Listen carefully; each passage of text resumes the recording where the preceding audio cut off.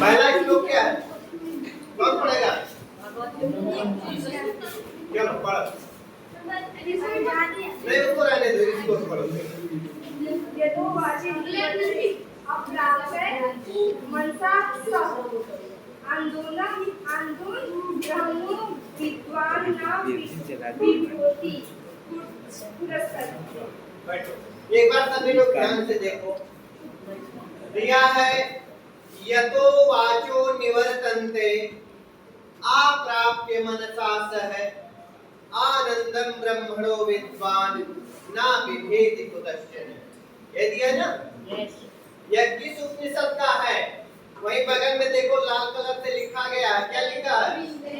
हाँ, तो यह जो मंत्र है या यह जो श्लोक है यह तैत्तिरीय उपनिषद का है।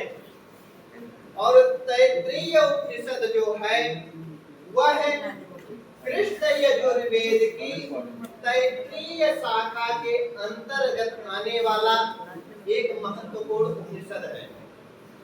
इस पर शंकराचार्य जी ने भाष्य भी लिखा है। इसमें शिक्षा, सदाचार, ब्रह्म ज्ञान और आत्म ज्ञान की चर्चा की गई है तैत्तिरीय उपनिषद में। तैत्तिरीय उपनिषद 3 भागों में विभाजित है। कितने भागों में? 3। और इसका जो विभाजन हुआ है उसको वल्ली कहा जाता है। क्या कहा जाता है? वल्ली। तो तैत्तिरीय उपनिषद में कितने वल्ली हैं? 3। कितने वल्ली हैं? 3। तो तैत्तिरीय उपनिषद में 3 वल्ली हैं, 40 अनुवाक है और इसमें कुल 53 मंत्र हैं। तो तैत्तिरीय उपनिषद में कितने मंत्र हैं? 53। कितनी वल्ली है? 3। कितने अनुवाक हैं? 40। यह किस वेद का उपनिषद है? यजुर्वेद के अंतर्गत आने वाला कृष्ण यजुर्वेद जो है यह उसका उपनिषद है। या हम कह सकते हैं कि तैत्तिरीय उपनिषद जो है वह यजुर्वेद का उपनिषद है। यजुर्वेद 2 भागों में बटा हुआ है, शुक्ल यजुर्वेद और कृष्ण यजुर्वेद। तो तैत्तिरीय उपनिषद कृष्ण यजुर्वेद का माना जाता है। आप लोग जब आगे पढ़ेंगे चौथा पाठ है तो उसमें वेदों की चर्चा की गई है। पाठ का नाम है चत्वारो वेदा। तो उसमें बताया जाएगा कि किस वेद में कितने मंत्र हैं। खंड तो नहीं दिया गया है, उसका विभाजन किसमें हुआ है, सूक्त कितने हैं, प्रमुख वेद कौन है, वेदों में किसकी चर्चा की गई है, उसका संक्षिप्त परिचय तुम लोगों को दिया गया है। तो देखो उसमें दिया है पहला मंत्र यतो वाचो निवर्तन्ते अप्राप्य मनसा सह आनंदम ब्रह्मणो विद्वान न बिभेति कुतश्चन। यह यतः, यतः का मतलब क्या होता है? यतः का मतलब जहां से। यतः का मतलब हाँ जहां से। यतः मतलब जहां से। वाच है, ठीक है ना?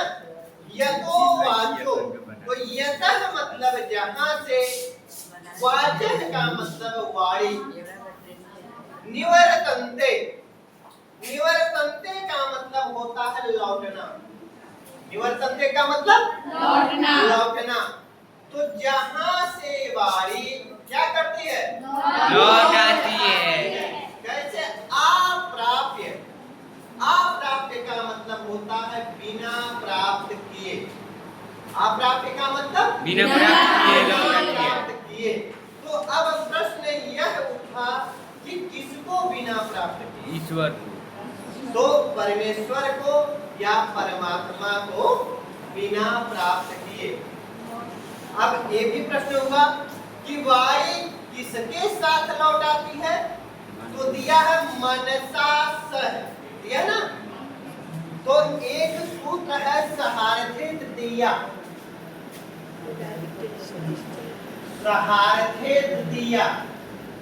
यह सूत्र कहता है सह के अर्थ में तृतीया विभक्ति का प्रयोग होता है। सह के अर्थ में तृतीया विभक्ति का प्रयोग होता है। और सह का मतलब क्या होता है? साथ। देखो, और इस सह का मतलब होता है वह, ठीक है। और इसका मतलब क्या है? तो आपके किताब में क्या दिया है? सह। तो सह मतलब साथ। तो सह निवर्तन्ते, साथ में लौट आती है। तो अब फिर प्रश्न हुआ कि किसके साथ लौट आती है? तो दिया है मनसा सह। तो हो जाएगा मनसा सह मतलब मन के साथ, निवर्तन्ते मतलब लौट आती है। तो हो जाएगा यतः वाचः, जहां से वाणी अप्राप्य, उस परमेश्वर को, उस परमात्मा को बिना प्राप्त किए मनसा सह निवर्तन्ते।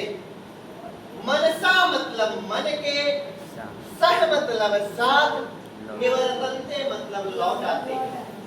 तो यतः वाचः, जहां से वाणी मनसा सह निवर्तन्ते, मन के साथ क्या करती है? लौट आती है। कैसे लौट आती है? तो अप्राप्य, उस परमेश्वर को बिना प्राप्त किए। ये तो एक शाब्दिक अर्थ हो गया।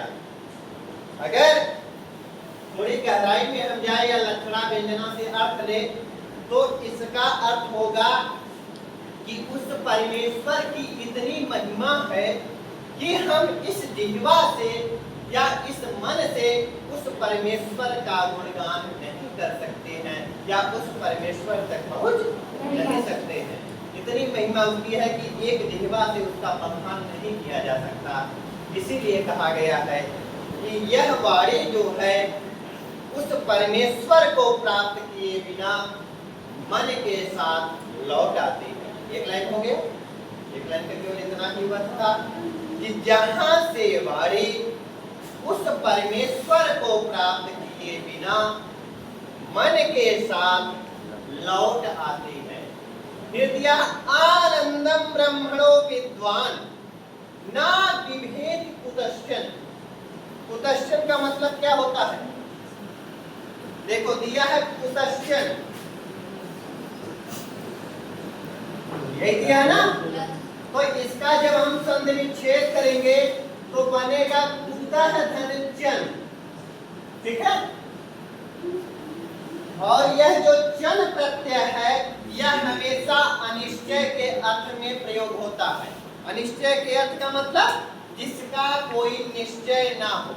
जैसे हम पूरे क्लास में से कहें कि कोई बच्चा खड़ा हो जाए, तो क्या यह निश्चय हुआ कि हम किसको कह रहे हैं?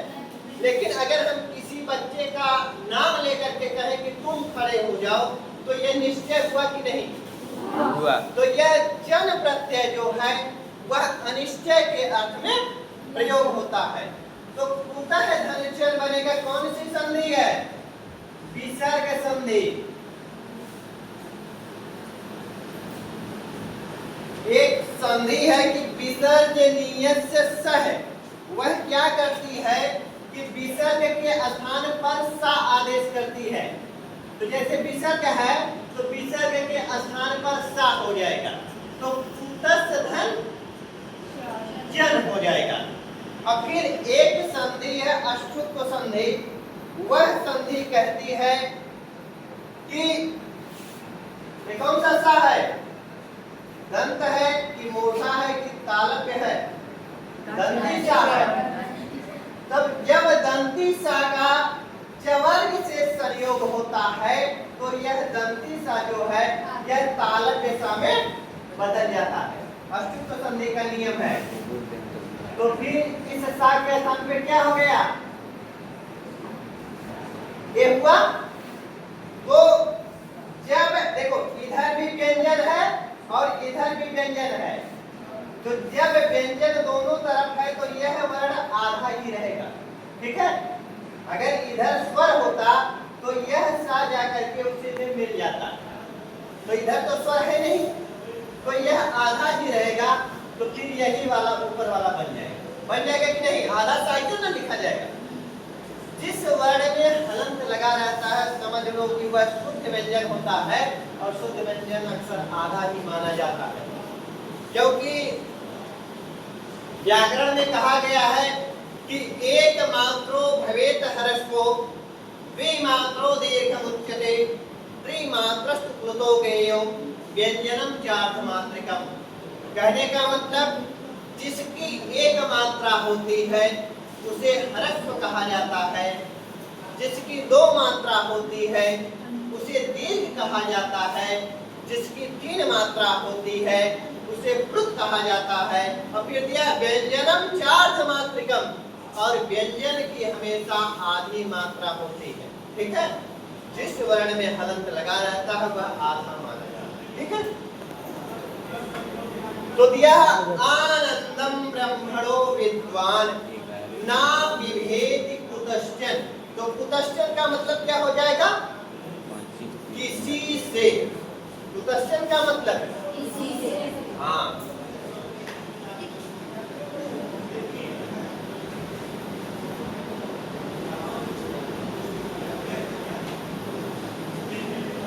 ना का मतलब नहीं, विभेद। ही धातु जो है वह डरने के अर्थ में होती है, तो विभेद का मतलब होता है डरना। विभेद का मतलब डरना, और ना विभेद, तो ना विभेद का मतलब क्या हो जाएगा? नहीं डरना। अब कुतश्चन का मतलब किसी से, किसी से नहीं डरना। अब कौन किसी से नहीं डरता है? तो दिया है कि आनंदम ब्रह्मणो, जो उस आनंद स्वरूप पर ब्रह्म को जान लेता है, या जो उस आनंद स्वरूप परमेश्वर की महिमा को जान लेता है, वह ना कुतश्चन विभेद, ना मतलब नहीं, कुतश्चन मतलब किसी से, विभेद मतलब डरता है। तो जो विद धातु देखो दिया है ना, विद्वान दिया ना, तो विद धातु जो है वह जानने के अर्थ में होता है। ठीक है, तो विद्वान का मतलब है जानने वाला। किसको जानने वाला?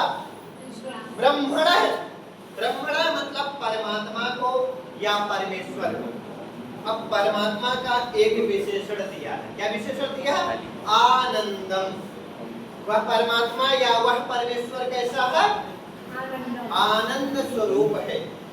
तो जो भी मनुष्य उस आनंद स्वरूप परमेश्वर को जान लेता है या उसकी महिमा को जान लेता है, वह ना विभेद कुतश्चन है।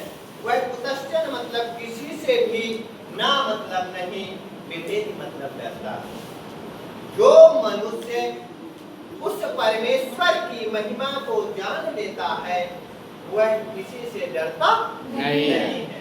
तो इसमें केवल इतना ही है कि यतः वाचः, जहां से वाणी, अप्राप्य, उस परमेश्वर को प्राप्त किए बिना, मनसा सह निवर्तन्ते, मन के साथ निवर्तन्ते मतलब लौट आते हैं। जहां से वाणी उस परमेश्वर को प्राप्त किए बिना क्या करती है? मन के साथ, मन से नहीं, मन के साथ लौट आती है। और जो उस आनंद स्वरूप परमेश्वर की महिमा को जान लेता है वह कुतश्चन किसी से ना विभेद नहीं डरता है, अर्थात उसके अंदर किसी भी प्रकार का भय नहीं रहता है। मान लो जैसे अब किसी का बाप यहाँ का मुख्यमंत्री हो जाए, है कि नहीं? तो अब जिसका बाप यहाँ का मुख्यमंत्री रहेगा वह मास्टर से या हेडमास्टर से या पुलिस दरोगा से डरेगा? जिले के डीएम और एसपी से डरेगा? नहीं। तो अभी हम लोगों ने ऊपर पढ़ा था आखिरी लाइन में गद्यांश में कि उभयत्रापि परमात्मनः सर्वशक्ति संपन्नता दर्शिता। इन दोनों जगहों पर भी उस परमेश्वर को क्या दिखाया गया है? सर्वशक्तिमान। तो तुम बताओ जो अगर तुम उसके सानिध्य में पहुंच गए, उसके पास पहुंच गए, तो तुमको किसी से डर लगेगा? उसी तरह जैसे मान लो किसी का बाप मुख्यमंत्री हो, प्रधानमंत्री हो, किसी से डरेगा? किसी से नहीं डरेगा। मास्टर रोस्टर को तो पटक के मारेगा कि नहीं? तो किसकी किसकी समझ में आ गया है? किसको किसको आया? दोनों को नहीं आया। चलो बताओ।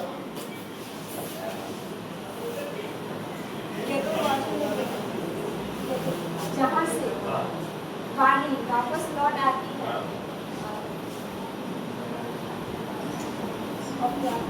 चलो बेटा, केवल एक बार हिंदी अर्थ बता रहे हैं। जहाँ से वाणी उस परमेश्वर को प्राप्त किए बिना मन के साथ लौट आते हैं। जो मनुष्य उस आनंद स्वरूप परमेश्वर की महिमा को जान लेता है, वह फिर किसी से डरता नहीं है। लड़कों में कोई बताएगा? सब खाली भंडारा खाने आया है, हाँ? और कौन बताएगा लड़कियों में?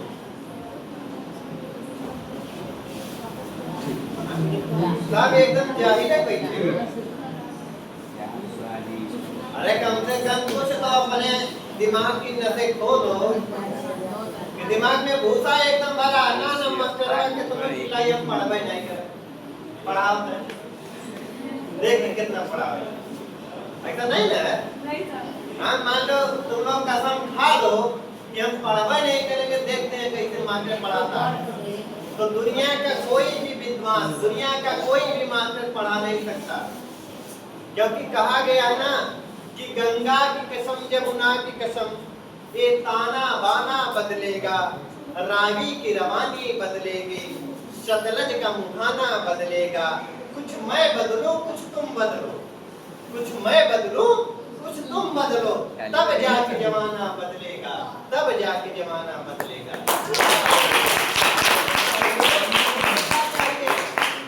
कम से कम ज्यादा अगर नहीं कर सकते हो, तो अगर मैं 90% अपना दे रहा हूँ, कम से कम 10% आपका भी चाहिए, क्योंकि बिना आपके सहयोग के तो कुछ भी संभव नहीं है। हम कितना भी पढ़ाएं, 20 बार एक ही श्लोक पढ़ाएं, लेकिन जब तक तुम लोग अपने से नहीं पढ़ना चाहोगे, तब तक कोई पढ़ा देगा? इसलिए नहीं ज्यादा, कम से कम थोड़े सहयोग करो।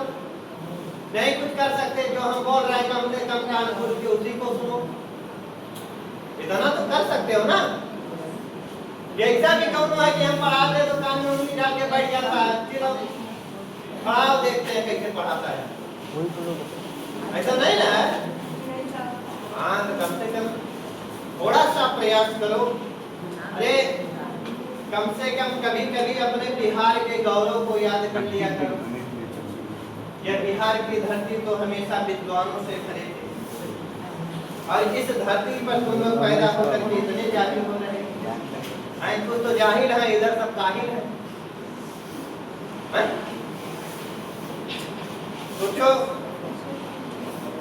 जो दुनिया के सबसे बड़े कूटनीतिज्ञ माने जाते हैं, चाणक्य, वह आपकी बिहार की धरती पे ही है कि नहीं? आर्यभट्ट आपकी बिहार की धरती से है। एक बहुत बड़े संस्कृत के विद्वान माने जाते हैं महाकवि बाणभट्ट, वह आपकी बिहार की धरती से माने जाते हैं। वह संस्कृत के बहुत बड़े विद्वान थे। वह इतनी कठिन रचना करते थे कि बड़े बड़े विद्वान जल्दी पढ़ नहीं पाते थे, बड़ा बड़ा उनका शब्द रहता था। एक ग्रंथ उनका बहुत प्रसिद्ध है, कादम्बरी। कादम्बरी में तो तुम 2-3 पेज तक पढ़ते जाओगे, तब जाकर के पूरा मिलता है। 2-3 पेज पढ़ोगे तब उनका जाकर के एक वाक्य पूरा होता है। हाँ, इतने बड़े वो विद्वान थे। तो कम से कम अगर 1% भी उन लोगों का हम लोग ख्याल करें कि अरे इतने बड़े बड़े विद्वान जब हमारे बिहार की धरती पे पैदा हुए हैं, तो थोड़ा बहुत तो हम लोगों के अंदर भी विद्वता आनी चाहिए। आनी चाहिए कि नहीं? आनी चाहिए। लेकिन तुम लोग कसम खा के बैठे हो ना हम संस्कृत पढ़वे नहीं करेंगे, ऐसा नहीं ना है? कौन लोग कसम खाया है कि हम नहीं संस्कृत हम नहीं पढ़ेंगे, इस जन्म में तो नहीं वीडियो बना रहे पढ़ेंगे। हुए पर हाँ? कोई ऐसा नहीं ना है? थोड़ा थोड़ा प्रयास करो, क्योंकि अगर हम थोड़ा थोड़ा प्रयास निरंतर करते हैं तो कोई भी चीज हमारे लिए असंभव है। ठीक है? लेकिन प्रयास तो करना पड़ेगा और वह प्रयास आपको ही करना पड़ेगा। ऐसा नहीं कि खाली हम ही करेंगे, हम तो पढ़ा के चले जाएंगे, उसके बाद जब तुम लोगों को नहीं आएगा परीक्षा में या को नहीं कर पाओगे तो हम ही को गरियाओगे, मास्टर पढ़ाई में नहीं किया, मास्टर ना कोई में नहीं करता, यही ना कहोगे? अच्छा बताओ, दुनिया में कोई अपनी गलती स्वीकार करना चाहता है? नहीं सर। जो फेल भी होता है वो कहता है कि समय नहीं मिल पाया, मास्टर हमारी कपिये छीन लिया, नहीं तो हमको सब आ रहा था। अरे नालायक, 3 घंटा तुमको मिला तो 3 घंटा के पहले तो मास्टर छीने के नहीं तुम्हारी कॉपी, तो 3 घंटा क्या करे थे?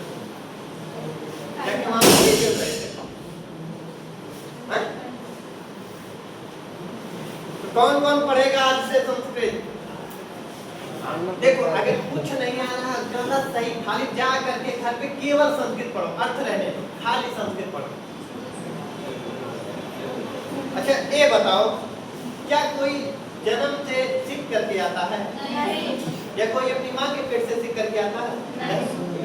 तो हम यहाँ पे धीरे धीरे सीखेंगे तभी ना आगे जाएंगे, ये एक दिन में हम विद्वान हो जाएंगे? संभव है? मान लो बच्चा पैदा होता है, क्या पैदा होते ही दौड़ने लगता है? समय लगता है ना? तो उसी तरह हम लोगों को भी धीरे धीरे प्रयास करते रहना है निरंतर। ऐसा नहीं है कि मान लो एक दिन हम चाप के संस्कृत पढ़ लिए, अब 1 महीना छुट्टी। कोई भी कार्य जब तक हम निरंतर नहीं करेंगे तब तक हम कुछ भी नहीं कर सकते। ठीक है? चलो कौन अर्थ बताएगा? अर्थ कौन बताएगा? कौन नहीं बताएगा?